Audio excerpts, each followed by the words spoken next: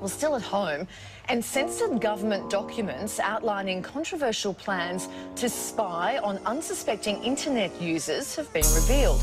Top-level government officials have been in talks with the internet industry over a proposal to log and store the web activities of every Australian, even if you're not suspected of committing a crime.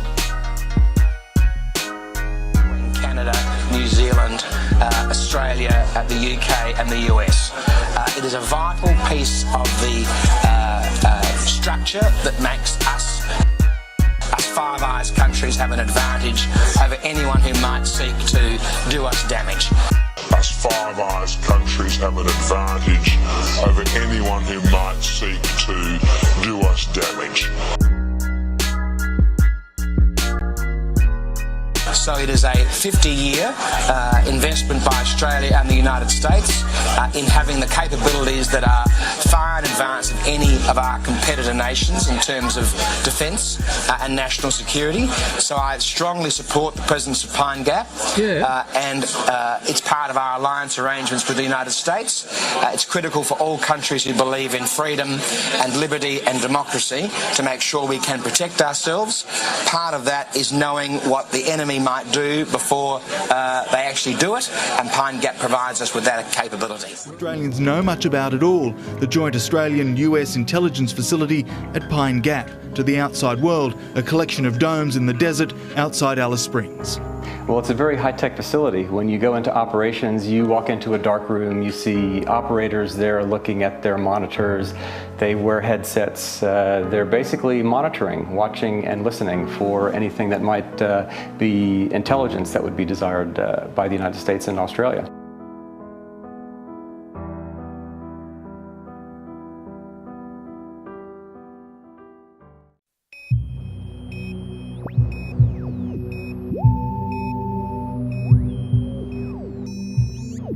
The base is linked to huge satellites that suck up vast amounts of digital data from electronic sources, including mobile phones, email accounts and internet connections. Pine Gap looks north and west. The NSA's Menwith Hill base in the UK looks south and east. Analysts at Pine Gap can find a target by seeking the signals and location of their communications, like mobile phones, and then firing that information via optical cables to military centres in the US. It's a very secretive US base. It's amazing the things that they can do at Pine Gap. They can detect the launch of a missile just about anywhere in the world. They can monitor communications, all types of communications. They can monitor in the form of telemetry. However, in this country, a little leak occurred over here with William H. Martin in the Nation Review. May of 1973 or 4, I believe. I can't remember now. He published an article on Pine Gap and how Nixon had intended to use it in 1975. Well, now, from my knowledge of the technology, what small knowledge I do have from my little viewpoint, Pine Gap has all of the inherent descriptions necessary for a high voltage, low frequency power broadcast station to broadcast. We've not been told. Now, if we look at the European laws that are in place, they're sort of more based around, when people have been accessing the internet, things like that. They were asking for a lot more. They were asking for what is ultimately web browsing history. Now, while the government has denied that that's what they were asking for... Rights groups are calling for immediate action after it emerged American and British spies hacked into a digital security company, allowing them access to billions of mobile phones across the globe. Because if they're looking for IP addresses, which basically means you can still find out exactly what websites people have been going to.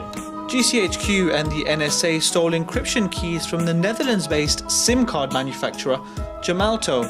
Now, this allowed them to secretly monitor voice calls and data obtained from an everyday mobile phone, just like this one.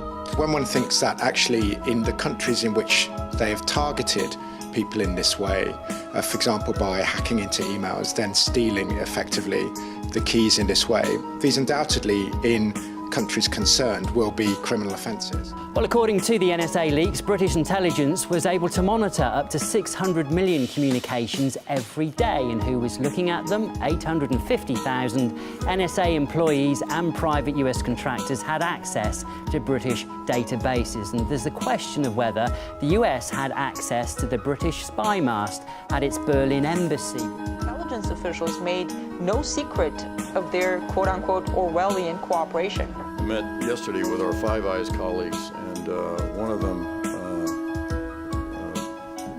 offered up the term that has become popular in his country, is Australia. They call it the efficiency dividend, which is, as he said, a Orwellian euphemism for cuts. For these intelligence services, it looks like a give-and-take relationship, a two-way street, or should I say, a five-way street.